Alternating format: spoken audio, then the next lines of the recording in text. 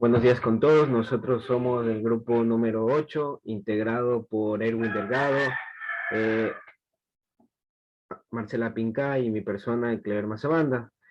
Nosotros vamos a hablar sobre el tema absorción.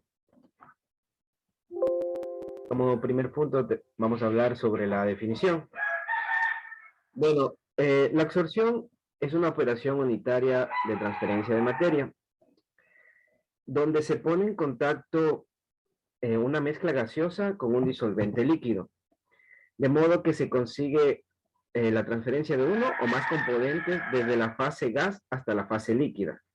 La absorción consiste en generar contacto entre una corriente líquida con una gaseosa para el intercambio de componentes y propiedades de manera selectiva, como por ejemplo puede ser la obtención de un líquido como el ácido clorhídrico a través de la absorción de ácido clorhídrico gaseoso en agua. Esta absorción puede ser física, química o biológica, que dependerá de cómo se disuelva el gas en el líquido o de cómo reaccione, dando lugar a nuevos productos químicos. Ya, los principios fundamentales. El proceso de absorción tiene los siguientes objetivos, el cual es recuperar un componente gaseoso deseado, eliminar un componente gaseoso no deseado. Se puede tratar, por ejemplo, de la eliminación de una sustancia nociva de una corriente de gases residuales y la obtención de un líquido. Un ejemplo sería la producción de ácido sulfúrico.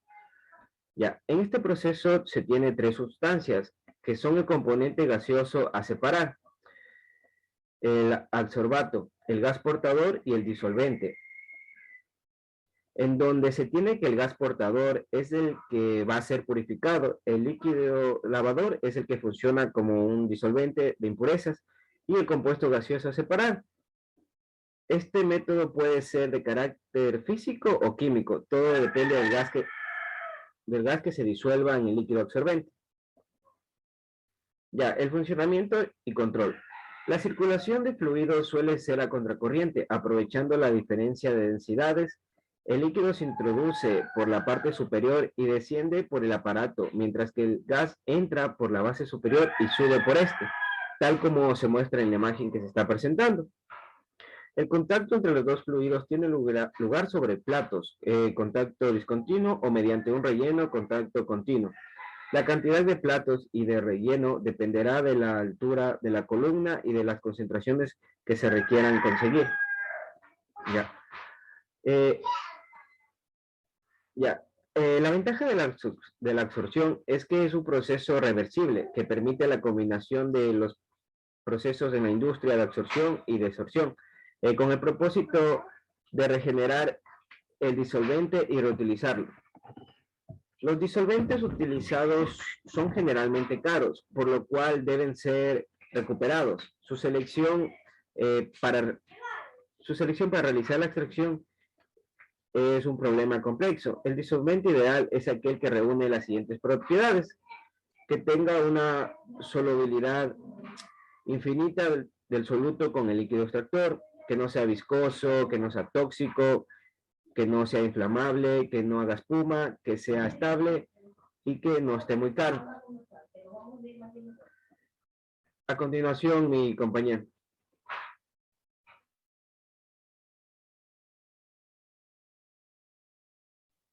Bueno, yo les voy a hablar sobre los esquemas de absorción.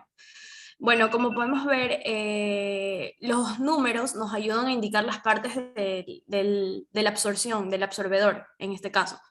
Bueno, en el número 1 podemos ver que es la corriente del gas bruto con el componente a separar. El número 2 es el compresor. El número 3 es el disolvente cargado con el componente a separar. El número 4 es el disolvente regenerado. El quinto es la calefacción, que es lo que nos ayuda a separar la sustancia que vayamos a disolver. El componente gaseoso. El 8 es la válvula de expansión. El 9 el enfriador. Las 10 son las bombas. El 11 el gas portador. El 11 el gas portador. El 12 refrigeración. Las 13 son las columnas de absorción. Y por último, tenemos las columnas de absorción que las tenemos en los dos lados, que son las que están en azul. Siguiente diapositiva. Bueno, la máquina de absorción está compuesta, como podemos ver, por el evaporador, el expansor y el absorbedor. Bueno, el evaporador en sí son las partes donde se pone en contacto el refrigerante con la sustancia a enfriar. El expansor es donde se consigue bajar la presión del líquido obtenido. Y por último, el absorbedor es el que absorbe el refrigerante en estado de vapor que genera el evaporador. Siguiente diapositiva. Los pasos del proceso de absorción. Como base tenemos 5 pasos. El primero es la entrada de líquido, que bueno, es donde se puede ver el disolvente puro antes de ser diluido por el soluto. En el número 2 se distribuye sobre la parte superior del relleno mediante un distribuidor. El número 3 es el gas que contiene el soluto, o gas rico también se llama. Y por último, el número 4 es el soluto contenido en el gas rico, que es absorbido por el líquido fresco donde entra la torre. Y por último, el paso número 5 es el soluto contenido ya del gas rico, que es absorbido por el líquido fresco. Este líquido también enriquece el soluto a medida que se desciende por la torre de líquido. Este líquido también enriquece el soluto a medida que desciende por la torre. Siguiente diapositiva. Bueno, como clasificación, mi compañero los dijo anteriormente, son físicos químicos. Bueno, físicos, no existe reacción química entre el absorbente y cuando se utiliza el agua o hidrocarburos como disolvente. Y química se da también, es una reacción química en la fase líquida, lo cual ayuda a que aumente la velocidad de la absorción.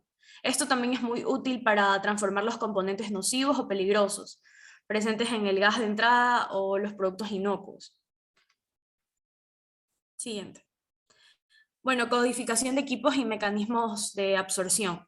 Tenemos como base 4: columnas de plato, columnas empacadas, columnas de absorción y columnas de burbujeo. Bueno, siguiente diapositiva. Las columnas de plato tienen una característica de aplicación, que bueno, son de gran diámetro de gas, se utilizan también cuando hay sólidos de suspensión, como podemos ver en la imagen, también se utiliza cuando se debe trabajar con presiones muy elevadas, y también se aplica en los casos que pueden ver cambios bruscos de temperatura. La columna empacada, a su vez, estas son llenadas con empaques o dispositivos de una elevada área superficial. Siguiente diapositiva. Las torres de aspersión, perdón. Bueno, estas se suelen utilizar para la absorción de gas, pero también son eficaces como torres de placas o de relleno. Pueden ser muy eficaces también en la eliminación de contaminantes, si los contaminantes son altamente solubles. Y por último, las columnas de burbujeo son reactores cilíndricos, verticales, donde el gas entra en contacto con un líquido para la síntesis de los productos químicos, con tubos de intercambios de calor. Muchas gracias. Bueno, por último tenemos la aplicación en la industria. Como sabemos que la absorción se emplea sobre todo para retirar los contaminantes gaseosos, así sea de una corriente de gas que va saliendo de un proceso como resultado. Como primera aplicación tenemos la separación de los líquidos que son contenidos en el gas natural. Estos líquidos procedentes del gas natural se suelen emplear como alimentación de plantas petroquímicas y esto se comercializa como producto líquido separadamente del gas. En el otro tenemos la eliminación del dióxido de azufre, donde se dice que una de las aplicaciones más importantes del proceso de absorción se encuentra en las centrales térmicas. El uso adecuado es para eliminar los contaminantes de la corriente, así sea gaseosa, de la salida, principalmente en el dióxido de azufre y en el dióxido de carbono. Siguiente diapositiva.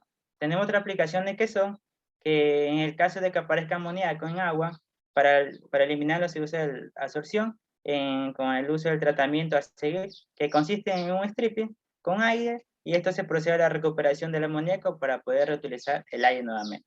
Tenemos también la eliminación del dióxido de nitrógeno, que se puede emplear, si sea algún lavado con agua. Esto resulta bastante económico, pero la eficiencia no es muy alta.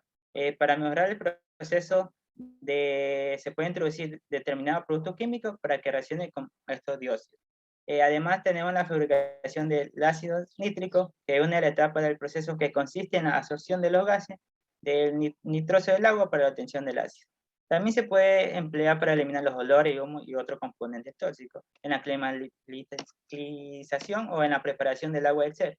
Por último, se ha utilizado para la recuperación y concentración de la vitamina o otra sustancia biológica y se encuentra su utilidad en el método denominado análisis cromatográfico, que consiste en la evaluación de pequeñas cantidades de sustancias. Listo, siguiente diapositiva. Por último, tenemos la conclusión, que como grupo nosotros finalizamos que con la investigación nosotros como grupo determinamos que la absorción se utiliza para eliminar uno o varios componentes de una corriente gaseosa. Esto se puede utilizar como un disolvente. Además, podemos decir que la absorción participa por lo menos 3 sustancias, que son el componente gaseoso, separar, el gas portador y el disolvente. Como última nota, tenemos que la absorción se emplea para eliminar olores, humo y otro componente tóxico. Muchas gracias. Tenemos los links que hemos sacado en nuestra exposición. Muchas gracias.